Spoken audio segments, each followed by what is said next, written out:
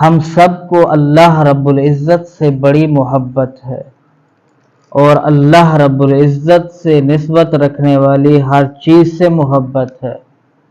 تو مسجد اللہ رب العزت کا گھر ہے، تو ہمیں اللہ رب العزت کے گھر سے بھی محبت ہو۔ جب ہم اللہ رب العزت کے گھر میں آئیں تو صاف ستھرا لباس پہن کے آئیں۔ خود اللہ رب العزت ارشاد فرماتے ہیں، خذوا زینتکم عند کل مسجد، کہ ہر نماز کے وقت زینت اختیار کرو، خوبصورتی اختیار کرو۔ تو بندہ عمدہ اور صاف ستھرا لباس پہن کے آئے۔ جب ہم شادی کے اندر شرکت کرتے ہیں، ولیمے کے اندر شرکت کرتے ہیں، یا کسی بھی میٹنگ کے اندر شرکت کرتے ہیں، تو ہم بڑے نہا دھو کر جاتے ہیں، ڈیٹول بھی استعمال کرتے ہیں کہ ہمارے اوپر مکھی بھی نہ بیٹھے، شیمپو استعمال کیا، صابن کے ساتھ نہا کے گئے۔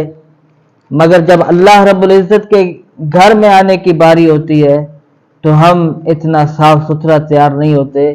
ایسا نہیں، بلکہ اللہ رب العزت سے محبت کا تقاضا یہ بھی ہے کہ جب اس کے گھر میں آنا ہے، ہم نے نماز جیسے فریضے کو ادا کرنا ہے، تو صاف ستھرا لباس پہن کر آئیں، خوشبو لگا کر آئیں، جو ہم کسی محفل کے اندر لباس پہن کے نہیں جاتے۔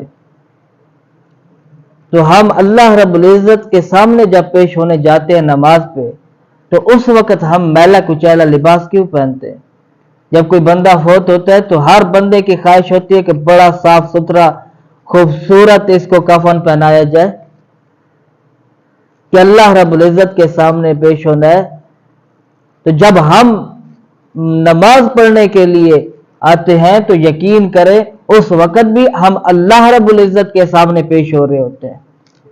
اللہ رب العزت کی حمد و ثنا بیان کرتے ہیں جب ہم نماز پڑھ رہے ہوتے ہیں، تو اللہ رب العزت ہمیں اس پڑھی ہوئی نماز کا جواب بھی عطا فرماتے ہیں، اللہ رب العزت جواب بھی دیتے ہیں۔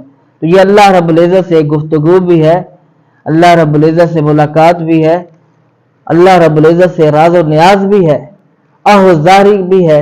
تو اللہ رب العزت کے گھر میں جب آئیں اور جب ہم نماز ادا کریں تو ہم اچھا اور عمدہ لباس پہنیں، جس کے اندر اسراف بھی نہ ہو، بس ایسا لباس پہنیں کہ جو ہم اللہ رب العزت کے سامنے پیش ہو۔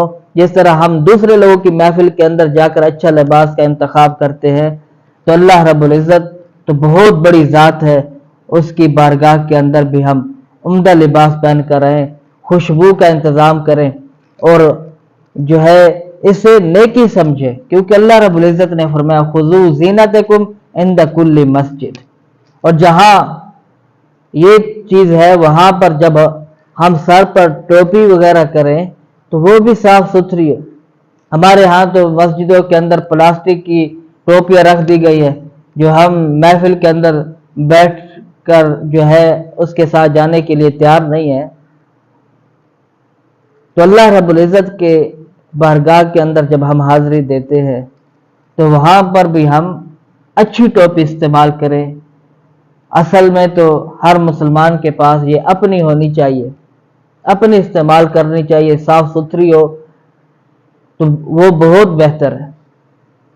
اور اس کے ضمن کے اندر ایک بات یہ بھی آپ کے سامنے ذکر کر دوں کہ حضرت عمر بن خطاب رضی اللہ تعالیٰ عنہ جب نئے لباس پہنتے تو یہ دعا پڑھتے، الحمدللہ الذی کسانی ما اواری بہ عورتی واتجمل بہ فی حیاتی، اور فرماتے تھے کہ میں نے خود آپ علیہ السلام کو یہ فرماتے ہوئے سنا کہ جو آدمی نیا لباس پہنے یہ دعا پڑھے اور جو پرانا لباس ہے وہ صدقہ کر دے تو اللہ رب العزت اسے دنیا میں بھی پناہ دیتے ہیں اور آخرت میں بھی پناہ دیتے ہیں۔ تو پرانا لباس جب آدمی صدقہ کر دے تو بندہ دنیا اور آخرت دونوں کے اندر اللہ رب العزت کی پناہ میں آتا ہے۔ تو ہمیں بھی اپنے پرانا جو لباس ہے وہ صدقہ کر دینا چاہیے، اور جو اب نئے لباس پہنے کی جو دعا آپ کے سامنے ذکر کی ہے اس کا بھی اہتمام کرنا چاہیے۔ بہرحال اللہ رب العزت نے فرمایا خذوا زینتکم عند کل مسجد، مسجد کے اندر بندہ آئے صاف ستھرا لباس پہن کر آئے۔ ہاں ایک آدمی مزدور ہے، اس کی مجبوری ہے، ایک آدمی جو ہے اگر اس کے پاس اتنا وقت میسر ہو کہ وہ اپنا لباس چینج کر کے پھر نماز کے لیے جا سکتا ہے، جس طرح بعض ملازم ایسے ہوتے ہیں، تو اس لیے وہ اپنے ساتھ دوسرا لباس رکھے، جب نماز کا وقت ہو تبدیل کر کے وہ نماز کے اندر شریک ہو جائے۔ ہاں اگر کسی کی مجبوری ہے تو وہ الگ بات ہے۔